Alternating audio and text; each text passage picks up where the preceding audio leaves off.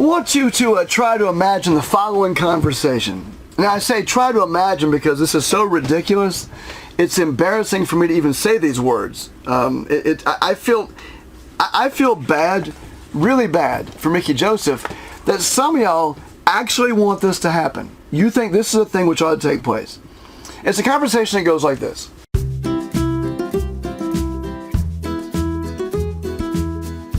Trev Alberts calls Mickey Joseph into his office and says, Mickey, the year's winding down, and we need to talk about that head coaching position.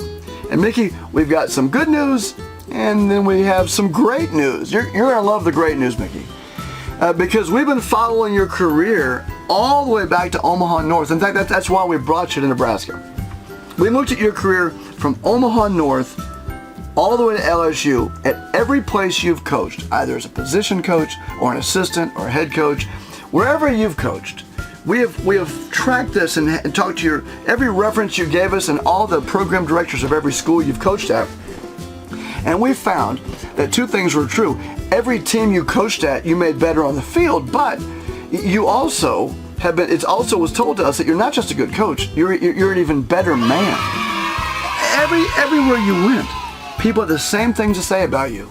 They loved you not just as a coach, but as a man. They loved and respected you. Aww. Every quality that you'd want in a leader, as a coach, as a mentor, you possessed all of those, which is why, again, the good news, we brought you here to Nebraska to be an assistant to Scott Frost in a position that at any school in the nation would be the next step before head coach.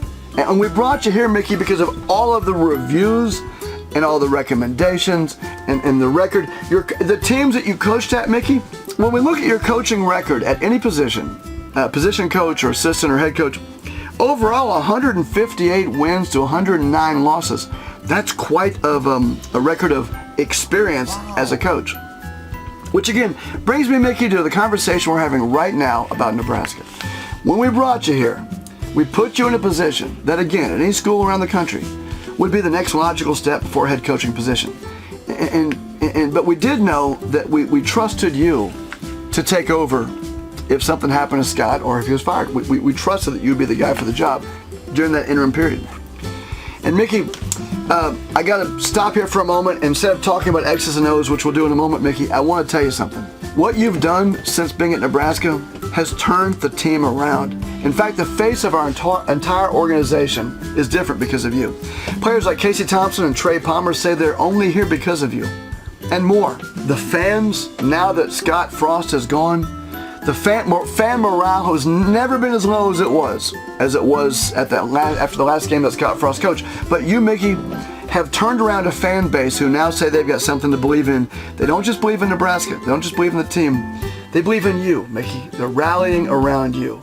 You've done everything asked of you and more. You've won games that we assumed were going to be losses, and that's why we fired Scott Frost.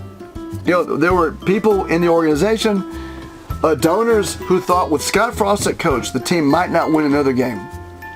With you at coach, well, we've already surpassed the no more game mark.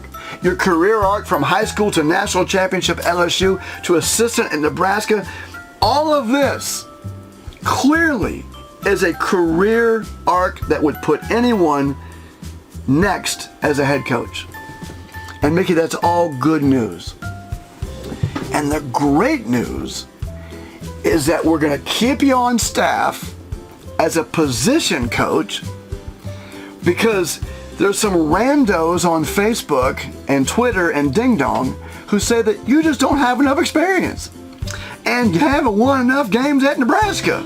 But Mickey, it's even better than that. We're going to not only keep you as a position coach and stay right here at Nebraska and keep on doing that thing you've been doing, Mickey.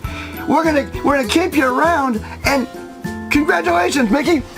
Here's the guy you're gonna be holding the clipboard for. It's Dave Aranda, or Matt Rule, or Urban Meyer, or Lane Kiffin. Mickey, it's all good that we got you here and your career before you got here. And you've done nothing but be fantastic while the interim head coach. But it gets so much better for you, Mickey, because now you get to carry a clipboard for the incoming coach.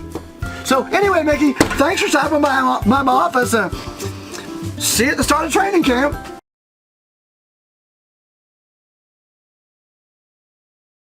You know, the experience and the not enough wins at Nebraska, that is the oldest, tiredest, lamest excuse that didn't work out with Mike Riley. It didn't work out with Scott Frost. It didn't work out with Bill Callahan. In fact, ironically, the last guy it worked out for, Bo Pelini, fans ran out of town 10 years ago. By the way, speaking of Bo Pelini, I've heard people say that, well, if you hire Mickey Joseph, he might not, you know, he could be another Bo Pelini. Another Bo Pelini type. A kind of a coach that you win 8, 9, 10 games a year and you go to a bowl game, but you don't compete for a national championship. I hear people saying this. I think, what are you smoking? What kind of peyote are you inhaling into your lungs? Maybe through your mouth and your nostrils at the same time, and maybe hooked up to an IV to make the ridiculous comment that maybe Mickey Joseph could be another Bo Pelini. Really? You're afraid of that? When the very people saying that would crawl over broken glass if Scott Frost would have led them to the promised land of 6 wins? Scott Frost had in his contract, his renegotiated contract, all he had to do was get to 6 wins this season. And the very people saying Mickey Joseph should be carrying a clipboard for somebody else are the very people that would have said Scott Frost should get another chance to turn it around at 6 wins. It is embarrassing to hear people say this stuff. It is totally surreal when you consider the next line of argument these people give you, which is the number of wins at Nebraska. When you realize that Tom Osborne and Bo Pelini, they didn't have any wins at Nebraska when they took over. You're not saying Mickey Joseph is the next Tom Osborne, are you? I don't know. Heck, I'd be satisfied if he was next Bo Pelini, except a different kind of man. Every head coach, when you say he doesn't have enough experience at head coach at a program like Nebraska, when you say that, it's actually a true statement you're making. And because of the truth of the statement in actual fact, you think you said something important, but you really didn't. See, every head coach, every one of them, before they became head coach, they weren't a head coach. And that means that before you're a head coach, you're not a head coach, which is what I just said, but I gotta say it again because some of y'all think you're saying something that you're not saying. You're saying nothing when you say that. That was true for Bobby Bowden, and that was true for Bob Devaney.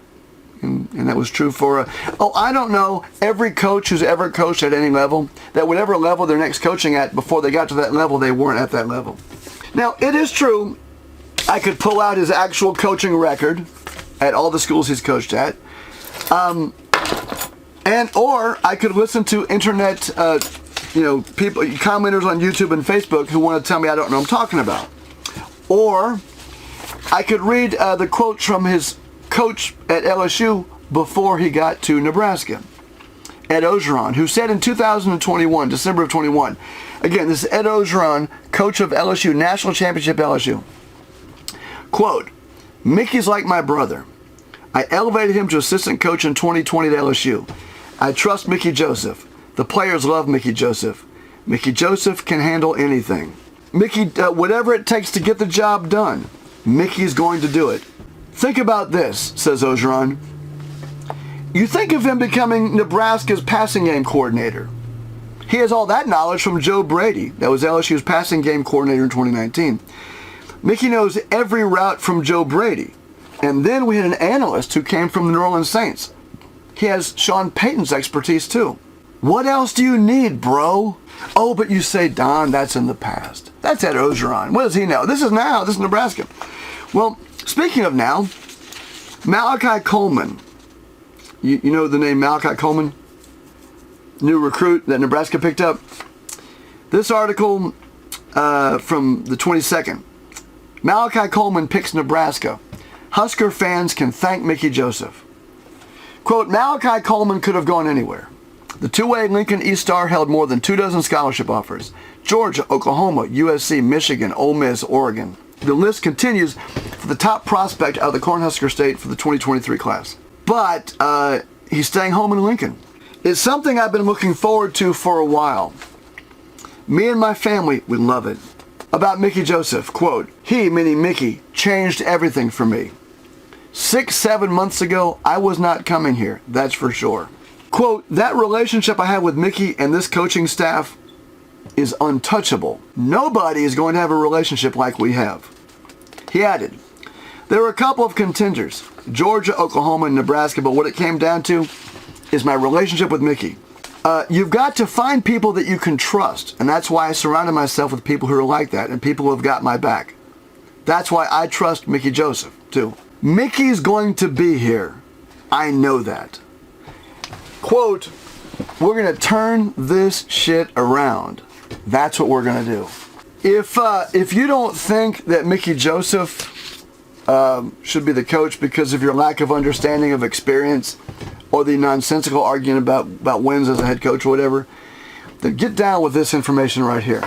If you can't think of any other reason to keep Mickey Joseph as head coach, if his experience doesn't count for more than carrying a clipboard for someone else who, by the way, the names bantied around all sucked in their first 1 or 2 years as coach wherever they were at.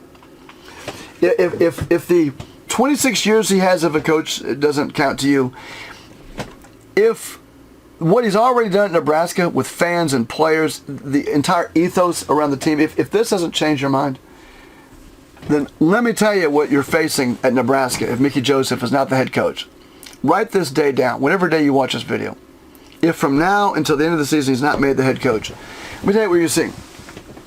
You'll see a mass exodus of players that would have happened already had Mickey Joseph not been made interim head coach. And if he does not remain as head coach, folks like Malachi Coleman also will leave. And the buzz around the country is going to be that Nebraska is not the place for a certain kind of coach.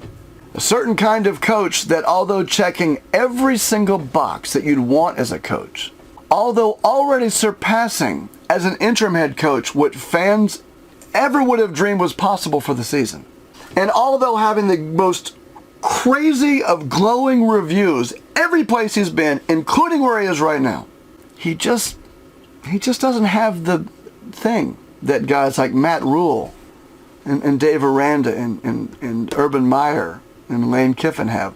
There's just something about Mickey for some of y'all he just doesn't have, you know? And whether true or not, that thing is going to keep a lot of players away, not just for the next season, but for a long time. A lot of players will think twice about coming to Nebraska.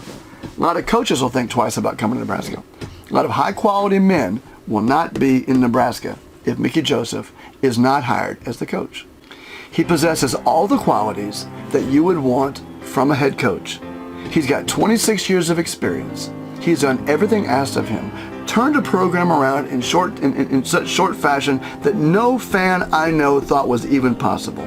He's the right man for the job. And if you believe he's not the right man for the job, then you have to believe it's for some other reason than experience and wins and losses.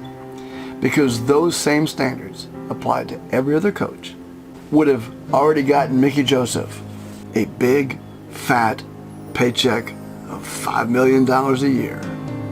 Mickey Joseph may not be Tom Osborne, but you know what? He's darn sure not Scott Frost. Thank you for watching. Go Big Red and hire Mickey Joseph now.